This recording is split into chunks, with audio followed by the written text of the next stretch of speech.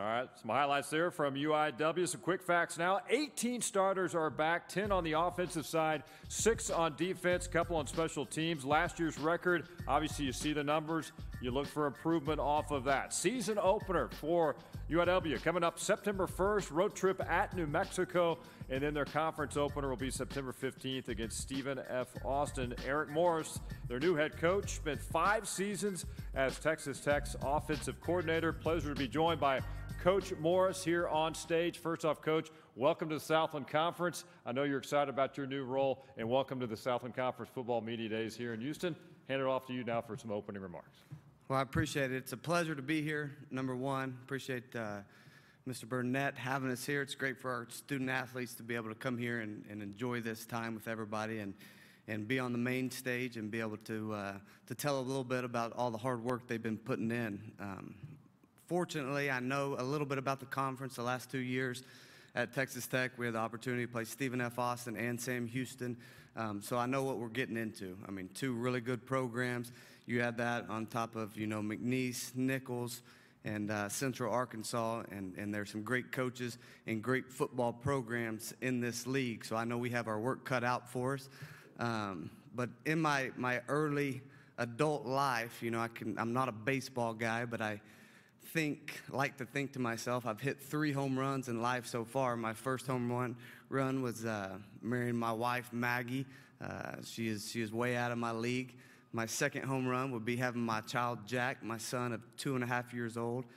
And my third home run would be hiring the staff that I hired at UIW this year. Couldn't be more blessed to be around a great group of guys.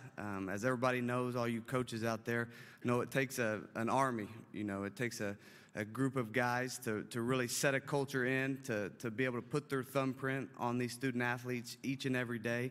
And so it takes a village. And I was lucky enough to put together a group of 15 guys that are helping us out each and every day of actually building the culture. And that's something that's not easy. As coaches, we like to talk about the culture all the time, changing the culture, and how do you do there? And everybody has a ton of ideas how to get there, but first and foremost, you got to create relationships with these players. So we had the challenge of coming in to about 70 student athletes. We didn't recruit these guys, didn't know them from Adam, and first off, we did a great job of building relationships with these kids, and allowing us to trust them and them to trust us.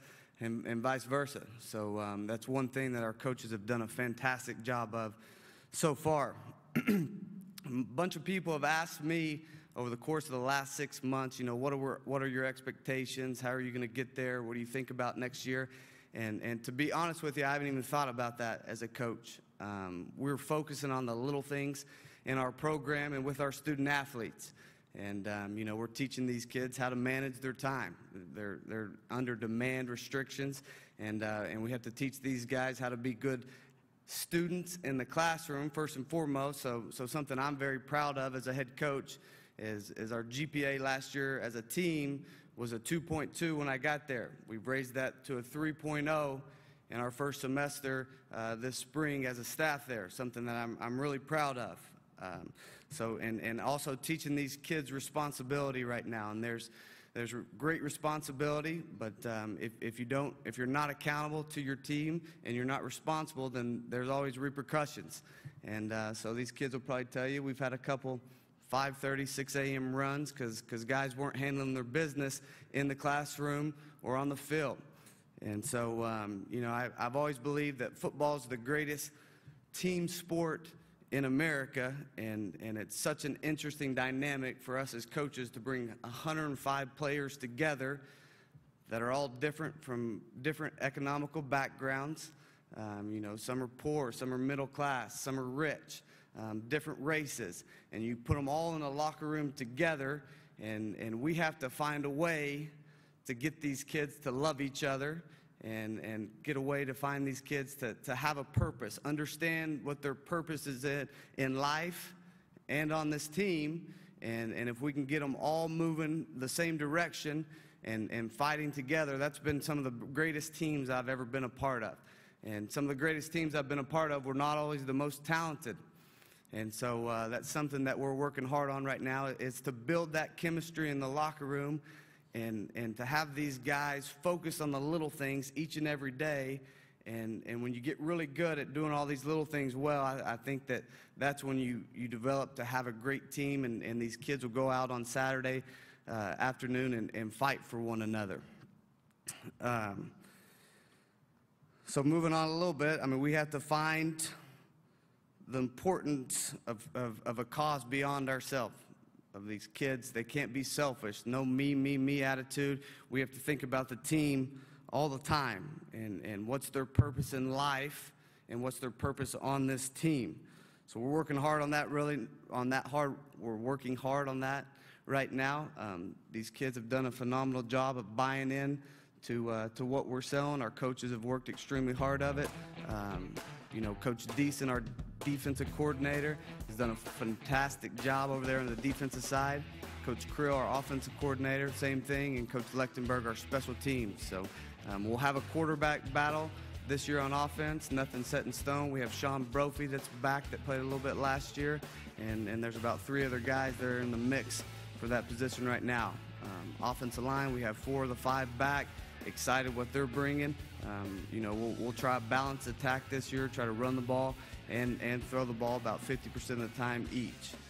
Defensively, we're looking for depth right now. Really like where our back end is, the first 4, but we need to find some depth on the defensive side of the ball.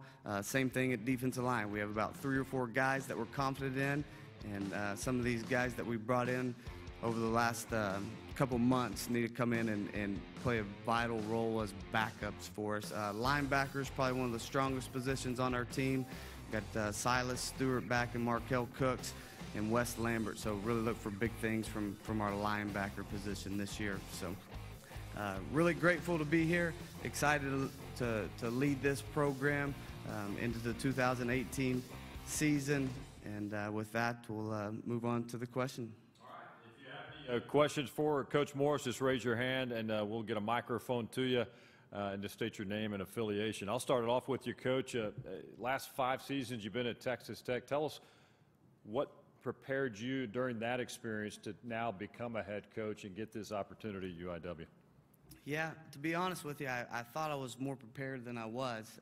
The things that have come across my desk the last 6 months, I mean, I don't think you really understand it until you're sitting in that seat.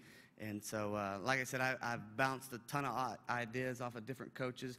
I was blessed enough, when I was a player at Texas Tech, Lincoln Riley was a GA, Seth Luttrell was our running backs coach after Art Browse had just left. Ruffin McNeil was our special teams coordinator. Dana Holgerson was my inside receivers coach, and Sonny Dykes was my outside receivers coach, and Mike Leach is still a good friend of mine. So, needless to say, I've used my phone a lot. I've reached out to those guys when things come up and when I need some answers about certain stuff. So I've been blessed to be in that position to be able to reach out and get ideas from different head coaches. All right, we have a question in the back. State your name and affiliation. Aaron Cantu, UIWCardinals.com. Coach Morris, what's been your early assessment of the team taking over in the spring? What are some of the strengths you've identified, and talk about some of the things you want to improve on? Yeah, I think you always want to improve. The first thing I would say is I think our mental toughness has increased dramatically since the day 1 when we stepped foot on campus. I don't think these kids knew how they could push their limits on the field, how they have more in the tank always. And so our strength coach has done a phenomenal job at taking them to their breaking points. And then, there's always that little guy on your shoulder when you're working out in 120-degree heat in San Antonio telling you to stop. And, I think these guys have pulled together and pushed through and got through some tough situations. So I think that'll help us down the road when we get in some of those tight ball games that we might have lost last year, that we'll be able to pull together as a team and hopefully win a couple of them. Coach, talk about your mentality offensively. What is the foundation your offense is built on, and what is kind of the message going into the season, to your offense? Yeah, just respect everyone and fear no one. Something that we go off every single day.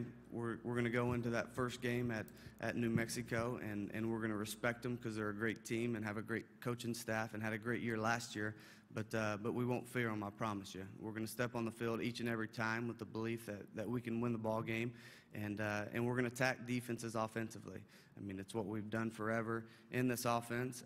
One thing I think you'll see a little bit different is we're going to try a little bit more balanced attack. I think we're going to try to run the ball a little bit more than what we have the past 5 years at Texas Tech, and really try to establish a run game and then build some play action and stuff down the field off of it. Last thing from me, Coach. How does the fact that you are 32 years old, you have some youth to you, how does that influence your team, your players in a positive way? Energy on the practice field, music's playing.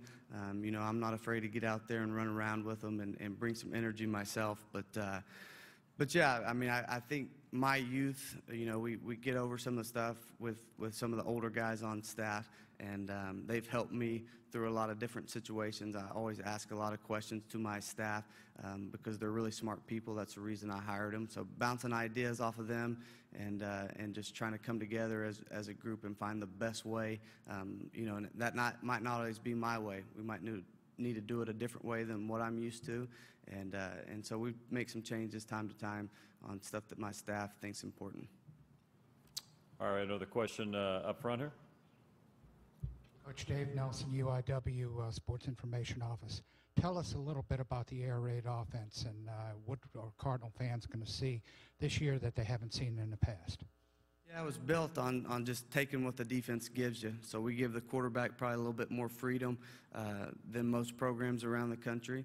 So it's important that our quarterbacks are in the film room studying and understand defense like the coaches do.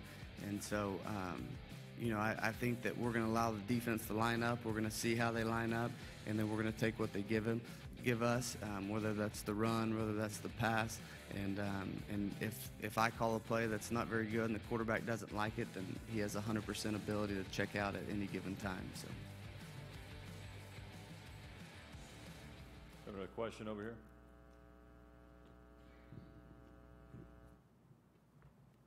Coach Chris Mikoski, Southland Digital Network. You obviously walk into a fertile recruiting ground there in San Antonio in Central Texas. I assume that was a huge reason why you thought this would be a home run of a job. Yeah, no doubt. I've been recruiting the Central Texas area for about 5 years now when I was at Texas Tech, and I've always thought I was a little bit under-recruited there. I had 4 starters last year on our offense at Tech that were from Cibolo Still High School, and so right in the San Antonio area. So I spent a lot of time there. There weren't people going to the Central Texas area like they were going to Houston, like they were going to Dallas and Texas. And so, we're trying to do a really good job at really covering that Central Texas area. I think we signed 4 kids from it this year and look to move that up to, 7 or 8 kids each and every year from our own area. Talk a little bit about, I guess, the facilities there at UIW. As a coach, when you come in and you look at the whole program and the whole university as a whole, but how about the changes there as you look, and following up on Chris's question, what it means for recruiting when they come in and see the changes to your stadium and just the upgrades you guys are trying to make there? Yeah, our president and athletic director have done a phenomenal job of going out and raising money for us, and so they're making changes and making them rapidly. So we're fired up. The kids really enjoy the new turf that we got, first ever camo end zones. It looks beautiful. Right now, that's outstanding. Yeah, it'll really pop on TV.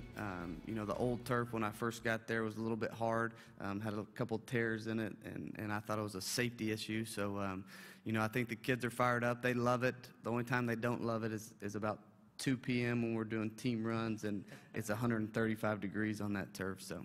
But looks great, and our administration's doing a great job of raising money for us. I want to follow up, and I asked you about your time last 5 years at Texas Tech. You also spent time at Washington State with Mike Leach, at the University of Houston under Kevin Sumlin.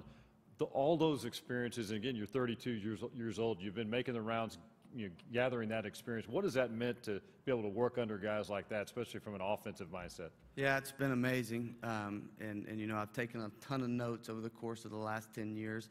and things I liked and things I didn't like. And so, try to draw a little bit from each one of them, the things I like, and kind of put that together in my program. And the good thing is I have a great relationship with all of them, and so they've helped me through this process when certain instances have come up. Another question from Chris. Sure, and Coach, we're going to hear from your two student athletes here shortly. Tell me about why Terrence and Jamarquise were the two you wanted to represent this program, because obviously it's a big honor for two young men to represent their school at this media day. Yeah, they both represent where we want this program to go.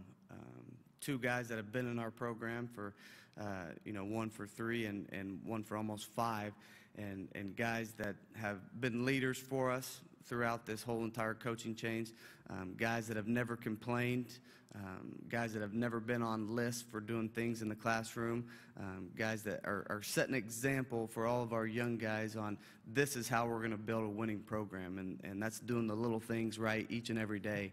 And so both these guys exemplify what we want all of our student athletes to look like in the future coming through our program. Guys that are going to have their degrees in less than 4 years, which is really important to us.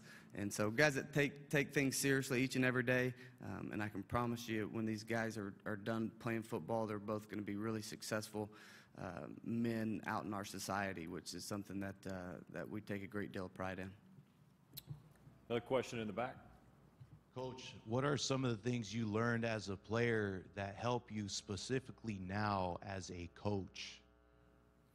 Yeah, well, I was an overachiever, I'll tell you that. I'm 5'8" receiver in the Big 12. Wasn't the fastest, wasn't the biggest. But one thing I prided myself in is I thought I was the toughest player out there. And so just bringing that mindset each and every day there's probably some players that I played in front of that were better athletes than me, but didn't have the physical and mental toughness that I had to bring it each and every day to put a good product on the field. So yeah, I think just if we can take that mindset and use it, apply it as a team, then we're going to win some more games this year. Well, we toss it over to Lincoln. One other question. When you come in, Coach, to a new program, your first head coaching experience, and it's a program that was down when you look at the numbers, the wins and the losses. What's your first message to the guys? What'd you tell the guys the day you stepped on campus? I told them a lot the first day I stepped on campus, but no, just like every coach says, and it's cliche, and that it's not easy, that all these other teams are doing the same thing in the summer that we're doing, and some way, somehow, we've got to find an edge that sets us apart. And so, the first thing that I wanted to do is somehow build some team chemistry so that these guys were willing to go out on the field together and put their bodies on the line for one another, and which is not an easy thing to do. And I really believe that if you love the guy next to you, then you're more apt to go out there and fight a little bit harder for him. So us just trying to build a culture where these kids have a purpose, not only for themselves but for one another, and that we can create a chemistry that when we come together on Saturdays, that we're going to go to war together, and they're going to have to drag us off that field at the end because we're going to fight together till the end. All right. Right now we're going to talk more Cardinal football, UIW. Let's toss it over now to Lincoln Rose, standing by with a couple of star players. Lincoln? Thanks, Randy. You heard Coach talking about him. Of course, Terrence Hickman, the standout offensive tackle, still 2 years left on campus. Coach mentioned already on pace to graduate. No hurry to leave San Antonio, however. Of course, Jamarquise Williams, the senior cornerback. And Terrence, we talk about new coach comes in, and there's so many ways that can go. You can either alienate the veterans, or you can come in, win them over, embrace them. While Coach Morris was talking, both of these guys in unison, nodding when he's talking about not backing down to anybody, nodding when he talks about energy. The only time they started to shake their heads no were those early morning runs. But when it comes to the air raid offense, you're talking about you guys are trying to make sure your conditioning is better than the opponents. You want to have a quick play ready to go because you don't want that defense to make substitutions. How's that fitness coming along for the offense? Right, so especially as an offensive lineman, you want to gain every advantage you can. And so we're going fast, we're moving fast. The defense gets tired quicker. They're not substituting. that's just an offensive lineman's dream. You know, that's the time to bury them, you know, when they're tired. Are you seeing that when you're testing it out on the friendly foe here on the defensive side? Oh, yeah, for sure. It's a friendly competition, you know, fall camp, spring camp, all that. You know, we're going at it. But once the season starts, you know, it's time to turn on somebody else. Jamarquise, we talk about cornerbacks who don't mind the mentality of being isolated. On an island is the common phrase now over the years. One-on-one, you like that spotlight. It's all or nothing. Right. I think it's it's pretty good. I feel like playing a corner, like the biggest thing that you can have, you know, is confidence. It's not, you know, size, speed, you know, all that thing. Like the best thing you can have is confidence, going out there and being on that island. So, you know, I really embrace it. You know, I love it, so I'm always looking forward to it. And I know one-on-one, you actually like those odds because back in your household, it's 6-on-1. You got mom and 5 sisters. How has that molded who you are today? It really just made me become a better man, you know, protecting them and stuff like that. And that's probably been like my hardest matchup. Was like any one-on-one with receivers, but those my sisters, they're my queens, and I love them. You do have a young head coach, 32 years old, makes Coach Morris one of the youngest in the country with the top spot in a Division I program. What are the benefits that you have seen besides maybe he's willing to kind of bounce around and put himself on the line out there on the field?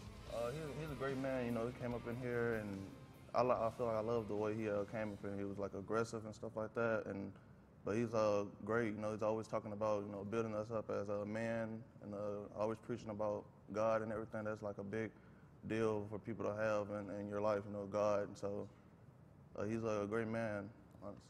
Brand new staff, lots of new names to learn there in San Antonio. We don't get to talk at Media Days much about a strength and conditioning coach, but Coach Huth has really won you guys over, and that's a big part of being in shape for this new style of play. Yes, sir.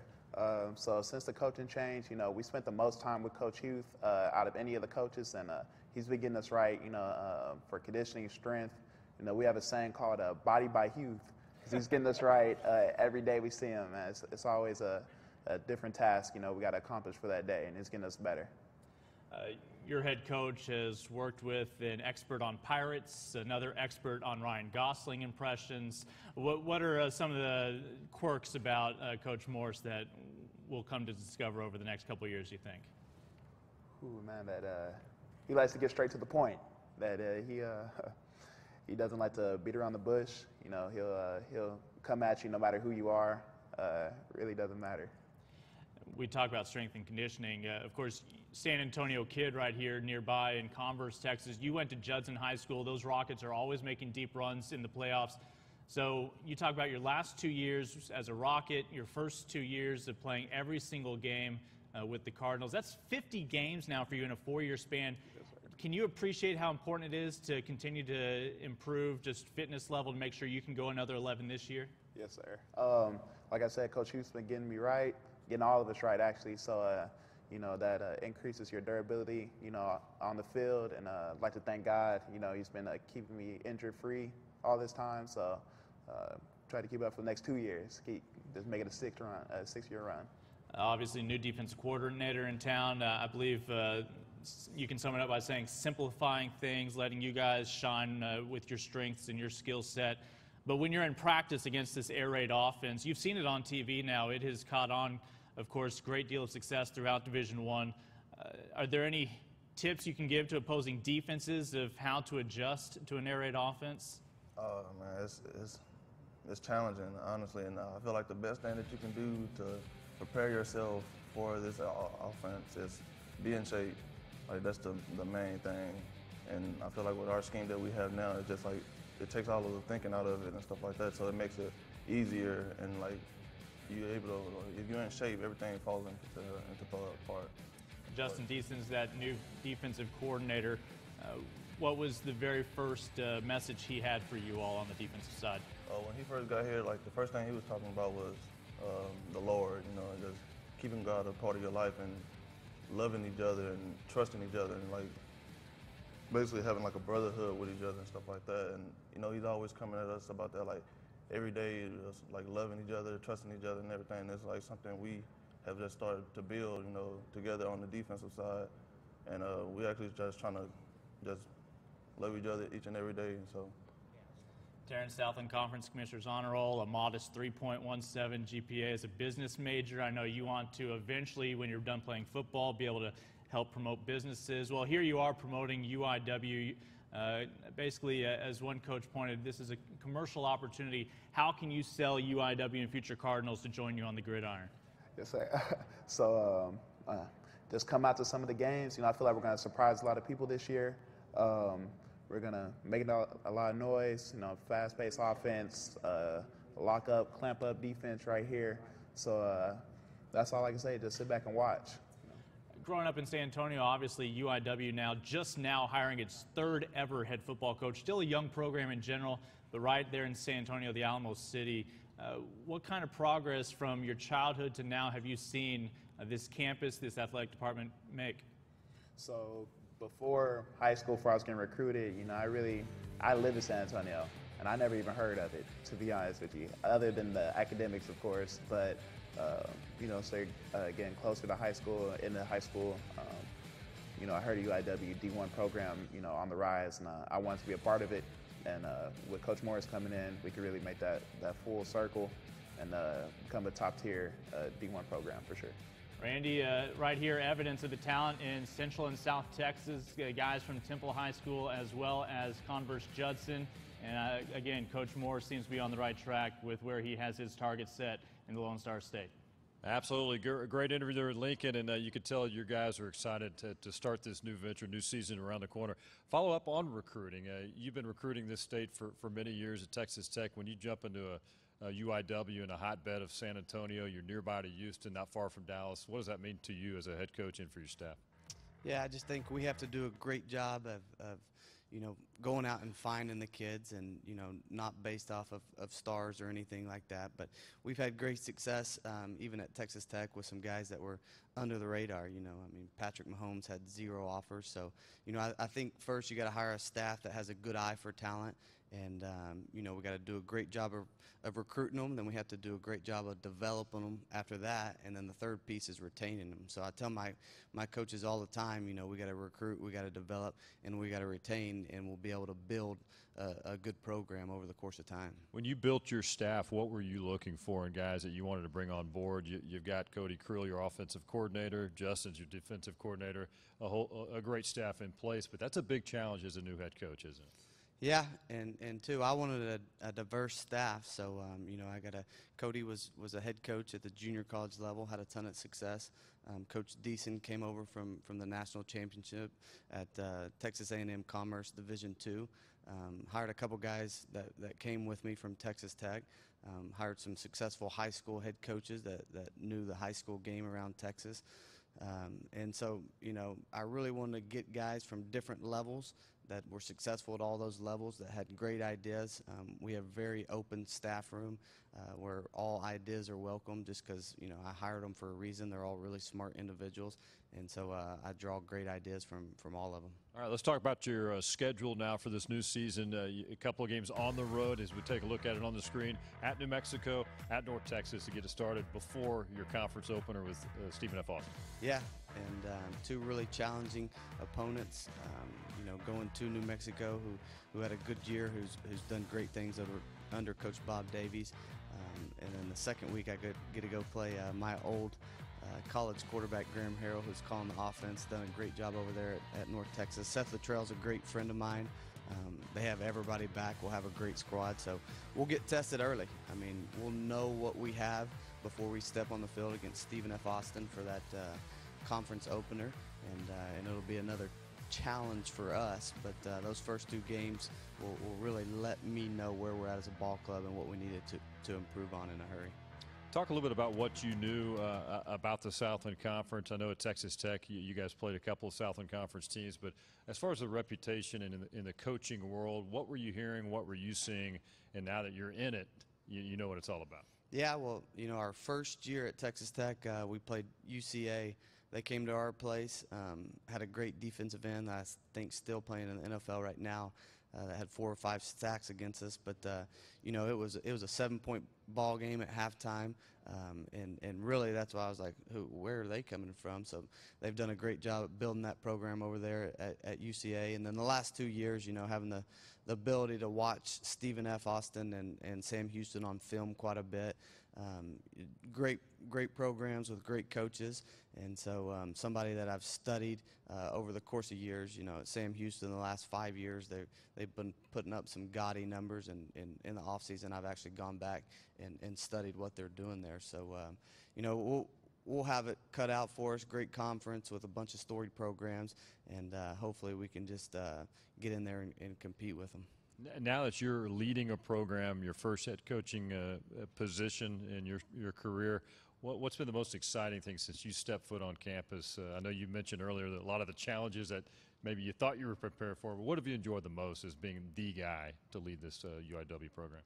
Yeah, I think just setting my own schedule, and then you know, the staff meeting every day is built off when I want it to be built off of. So no, it's been fun. It's been fun to I've really got a bunch of enjoyment out of things that don't deal with football, and having the ability to really teach these young men the importance of you know, having responsibility, of having high character, and then you've seen those things come to fruition, and you see their GPA jump, and you see them doing great things off the field as well as on the field. You get emails from professors about how respectful they are. You get emails from women on campus that our student athletes are treating women the right way, with a lot of respect. I mean, that stuff really means a lot to me and makes me proud. All right, you got to start practice here shortly. Give us the information. You start when, and what do you want to see in that first week of practice as you get on the field and work with these guys? Well, hopefully it's not too hot, and none of the kids go into full body cramps. But no, we moved our practices to the morning. It's one thing that I figured out there in a hurry, that the South Texas heat is a lot different than it was in Lubbock. So we're going to practice in the morning the majority of the time to try to keep these guys' legs underneath them, keep them fresh while we're getting a ton of reps in. You know, we have 30 new guys coming in to join our team this year, and so they'll need a lot of reps there early in camp, because we're gonna depend on them to contribute this year. So we just have to find that line at getting all the reps we need necessary with keeping our legs under us, because we're gonna need to be fresh for that first game against New Mexico. All right, Eric Morris, new head coach at UIW. Congratulations on the job. Welcome to the Southland Conference. Good luck this season. Appreciate the time. Thank you.